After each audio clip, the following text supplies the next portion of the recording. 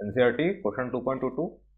Just as precise measurements are necessary in science, it is equally important to be able to make rough estimates of quantities using rudimentary ideas and common observations. Think of ways by which you can estimate the following. Where an estimate is difficult to obtain, try to get an upper bound on the quantity. ये भी आपका understanding वाला question है, examination में नहीं पूछा जाएगा आपसे, हो सकता है आपसे ओरली वाइवा में पूछा जाए ड्यूरिंग योर प्रैक्टिकल्स, तो उसको बच्चे समझ लीजिएगा। देखिए इसमें पहला पार्ट है आपका the total mass of rain bearing clouds over India during the monsoon. अब इसमें क्या है, आपको कुछ आंकड़े इंटरनेट से सर्च करना है या अगर आपके नॉलेज में है उसकी मदद से इसको सॉल्व करना है। जब भी बारिश होती है तो ऑल ओवर इंडिया अगर ये हो रही है तब बादल जहाँ से पानी निकल के गिर रहा है शॉवर की तरह, उनका वेट क्या होगा ये आपको बताना है। देखिए इसके लिए आपको क्या करना पड़ेगा, एवरेज रेनफॉल जो कि होती है इंडिया में वो पता करनी होगी। तो जैसा कि मैंने इंटरनेट से रिजल्ट्स निकाले तो मानसून के समय एवरेज रेनफॉल की हाइट होती है 125 सेंटीमीटर, ये आपका हो जाएगा 1.25 मीटर, ठीक, ऐसा यूनिट में। और अगर आप एरिया ऑफ कंट्री देखें, ए ऑफ इंडिया, तो ये होता है 3.28 into 10⁻12 metre square into 10⁻6 kilometre square रहता है। मिलियन किलोमीटर स्क्वायर था, मिलियन मतलब 10⁻6, अब किलोमीटर का वो करना है मीटर में तो 1000 इंटू 1000, ऐसा आपने किया तो आपको 10⁻12 मिल गया। अब आपको एरिया मिल गया है, हाइट मिल गई है, तो वॉल्यूम निकाल सकते हैं आप। तो वॉल्यूम ऑफ रेन वाटर ये आपका हो जाएगा H इंटू ए, मतलब 1.25। आप सॉल्व ना भी करेंगे तो चलेगा, आपको सिर्फ समझना है कि ये कैसे निकल रहा है, पूरा सॉल्व करने की जरूरत नहीं है, सिर्फ अंडरस्टैंडिंग है इसमें। उसके बाद एक चीज़ आपको याद रखना पड़ेगी, डेंसिटी ऑफ वाटर, ये इन जनरल होती है 1000 किलोमीटर मीटर क्यूब इनवर्स, ठीक। अब आप देख लीजिए डेंसिटी ये आपका होता है मास अपॉन वॉल्यूम, तो इस तरह से आप मास निकाल सकते हैं। Mass of clouds is equals to density rho into volume भी, ये आपकी डेंसिटी रो थी, तो ये कितना हो जाएगा आपका multiplied by 1.25 multiplied by 3.28 into 10⁻12 kg। इस तरह से आप मास निकाल सकते हैं, ठीक। तो ये आपके फर्स्ट पार्ट का आंसर है। Then second part, the mass of an elephant. ये भी इजी है, आपको हाथी का मास निकालना है, तो पहले तो आप क्या करिए, हाथी को खड़ा कर दीजिए और वो कितना वॉल्यूम ऑक्यूपाई कर रहा है वो निकाल लीजिए। इन जनरल जब वो खड़ा होता है तो कुछ ऐसा दिखता है, ठीक है, थोड़ा बिल्ली ऐसा बना दिया मैंने, आप कंसिडर कर लीजिएगा।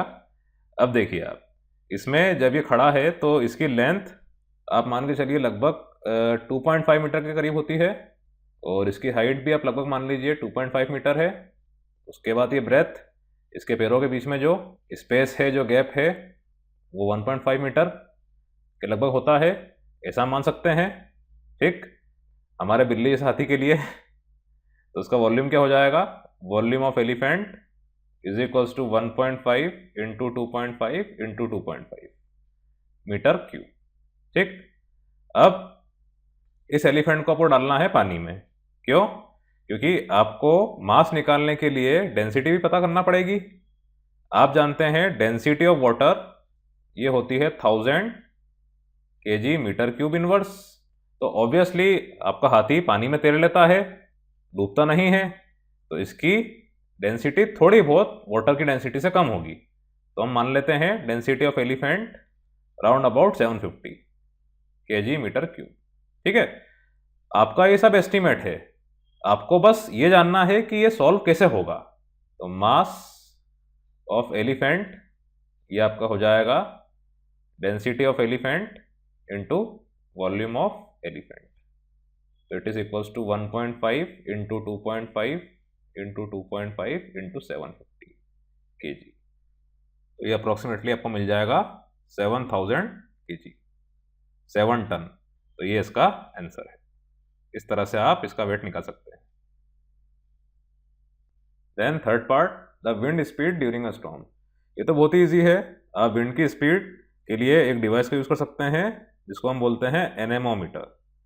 ठीक, आप इंटरनेट पे सर्च कीजिएगा, एक डिवाइस रहता है जो कि विंड के फ्लो से रोटेट होता है। रोटेशन के दौरान आप इसकी स्पीड, विंड की स्पीड निकाल सकते हैं।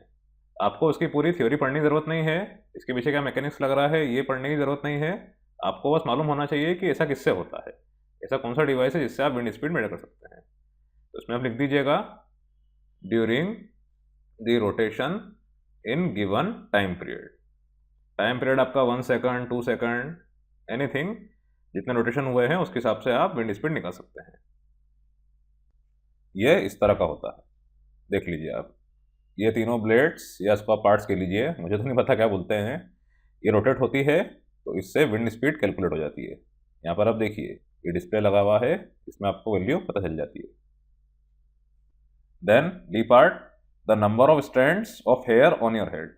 ये तो बहुत ही अच्छा क्वेश्चन है। हम छोटे से तब पूछते थे कि कितने बाल हैं आपके सिर पे, यहाँ पे इन्होंने स्टैंड बोला है। एक ही बात है, स्टैंड एक तरीके से मान लीजिए बालों का गुच्छा, जिसके अंदर 8 या 9 बाल होते हैं अगर वो पतला है तो, और हद से हद 40-50 बाल मान लीजिए आप अगर वो थोड़ा सा मोटा है तो। देखिए ऐसा दिखता है ये स्टैंड, ये देखिए, इसको कहते हैं हम हेयर स्टैंड। अब मैं मान लेता हूं कि वन स्टैंड में लगभग 40 हेयर होते हैं। तो अब नंबर ऑफ स्टैंड कैसे निकालें ये हमें देखना है। आप क्या कर सकते हैं, एक हेयर का रेडियस निकाल सकते हैं with the help of screw gauge. तो रेडियस इज इक्वल्स टू आप मान लीजिए आर। स्क्रू गेज से हालांकि आपका डायमीटर निकलता, डायमीटर बाय 2 आप करते तो रेडियस निकल जाता। ठीक, अब एरिया ऑफ वन हेयर ये कितना हो जाएगा, पाई स्क्वायर। अब हालांकि अगर आप हेयर को देखें तो ये होता कैसा है, सिलेंडर जैसा, लाइक दिस, बहुत ही छोटा। मैंने यहाँ पर इसकी हाइट को इग्नोर कर दिया है क्योंकि ये यूजलेस है। आपको नंबर ऑफ हेयर निकालना है तो मैंने सिर्फ उसका रेडियस को ही लिया है। ठीक, इसका आप और ध्यान रखिएगा, इतना डिटेल में को जाना नहीं है, आपको समझना है कि क्या हो रहा है। अब आप देखिए एरिया ऑफ वन स्ट्रैंड ये क्या हो जाएगा, मैंने यहाँ पे 40 माना तो 40 into pi are square. Okay, अब टोटल सरफेस एरिया जहां पर बाल थे, ये मान लीजिए आपका हेड है, तो ये कैसा दिख रहा है आपको, स्फेरिकल टाइप का। यहाँ सब जगह बाल थे तो ये कितना है आपका 2 pi capital R square, where capital R is the radius of your head, और ये हेमिस्फेरिकल था इसीलिए 2 पाई कैपिटल आर स्क्वायर।